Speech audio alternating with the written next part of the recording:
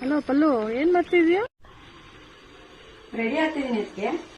ಸ್ವಲ್ಪ ಕಿಚನ್ ಹೋಗು. ಯಾಕದ್ಕೆ? ಹೋಗು, ಹೇಳ್ತೀನಿ.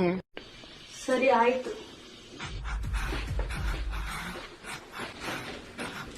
ಬಂದೆ ಅದಕ್ಕೆ. ಅಲ್ಲಿ ಮ್ಯಾಚ್ ಬಾಕ್ಸ್ ಇದೆಯಾ ನೋಡು.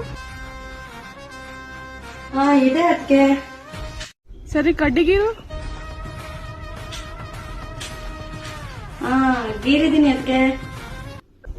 ಏನು ಆಗಿಲ್ವಾ? ಏನು ಆಗಿಲ್ಲ ಅದಕ್ಕೆ. ಏನು ಇಲ್ಲ, ಗ್ಯಾಸ್ ಆನ್ ಮಾಡಿದ್ನೇನೋ ಅಂತ ಅನ್ಕೊಂಡೆ, ಅದಕ್ಕೆ ಕೇಳ್ದೆ.